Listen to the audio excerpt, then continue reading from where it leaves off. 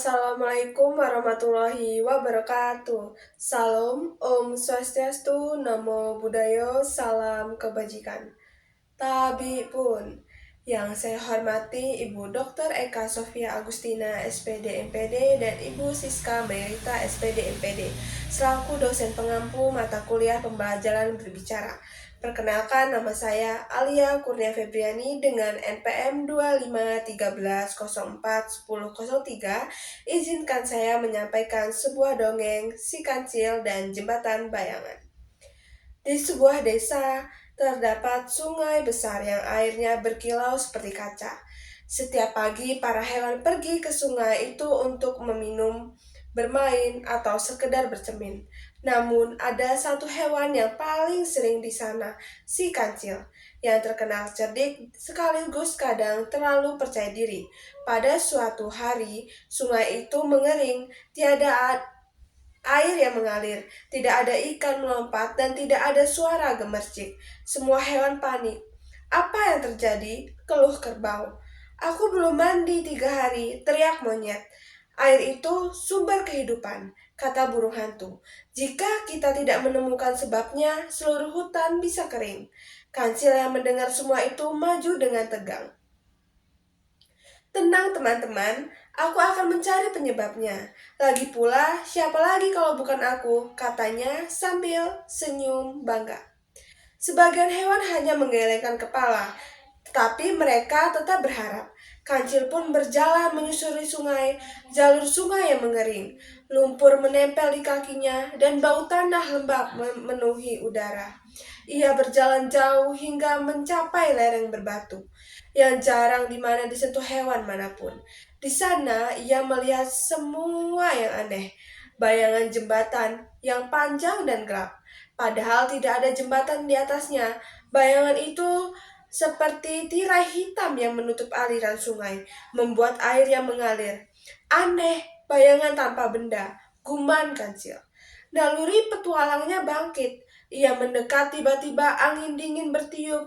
Dari balik pepohonan muncul sosok tinggi bungkuk dengan jubah hitam panjang dan topeng abu-abu. Ia membawa tongkat yang mengeluarkan cahaya samar. Aku adalah penjaga bayangan, katanya dengan suara serak. Dan aku yang menghentikan aliran sungai ini. Kancil menelan ludah. Kenapa kau lakukan itu? Semua makhluk di hutan membutuhkan air. Penjaga bayangan menatap Kancil lama. Sungai ini terus mengalir tanpa henti selama ratusan tahun. Aku penasaran, apakah makhluk-makhluk di hutan masih bisa hidup tanpa bergantung pada air sungai? Aku ingin menguji mereka. Tapi kamu kamu membuat semua orang takut dan panik. Kadang ketakutan membuat makhluk menjadi lebih takut dan kuat, bahkan lebih bijaksana. Kancil memutar otaknya. Ia tahu bahwa penjaga bayangan tidak bisa dikalahkan dengan kekuatan. Jadi, ia harus menggunakan kecerdikannya. Aku punya syarat, kata penjaga bayangan. Jika kau bisa menjawab teka-teki bayanganku, sungai akan mengalir kembali. Jika tidak, bayangan ini tetap tinggal selamanya. Kancil mengangguk dengan percaya diri. Meski jantungnya berdebar cepat, aku terima.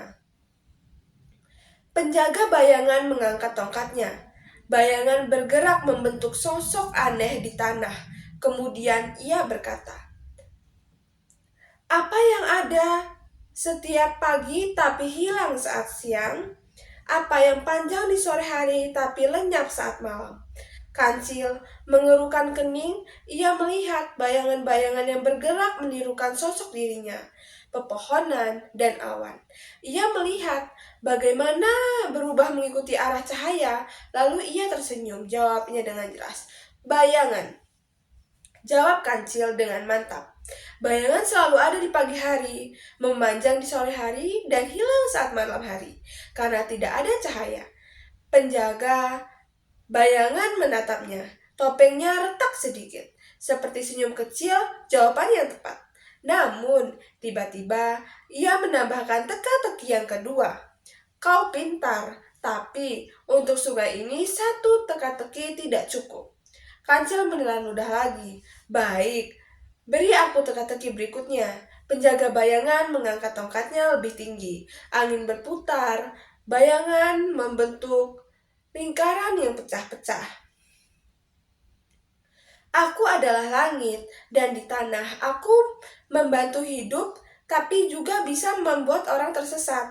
Aku lahir dari cahaya, tapi bukan cahaya. Apakah aku? Kancil memejamkan mata. Ia berpikir keras. Bayangan? Tidak. Awan? Tidak. Membantu hidup? Cahaya? Jelas bukan. Ia melihat bentulan dirinya di genangan kecil yang masih tersisa. Bentuknya bergoyang pecah dan berubah. Tiba-tiba ia sadar. Jawabannya adalah bayangan awan di tanah. Katanya ragu. Penjaga bayangan menggeleng. Kancil panik. Lalu ia melihat pantulan cahaya di batu dan bayangan di sekitarnya. Kemudian ia mengerti. Oh, maksudmu bayangan itu sendiri. Penjaga bayangan menatap ke dalam. Kau yakin? Ya, bayangan ada di langit dan awan bergerak. Bayangan ada di tanah saat kita berdiri. Bayangan membantu hidup karena menunjukkan arah matahari. Tapi ia juga bisa membuat tersesat di hutan bila kita mengikutinya.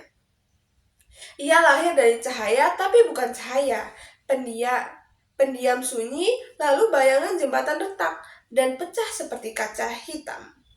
Sungai kembali mengalir deras, penjaga bayangan menunduk sambil berkata, "Kau berhasil, Kancil. Tidak banyak makhluk yang mampu memahami bayangan sebaik itu. Aku hanya memikirkan apa yang aku lihat," jawab Kancil.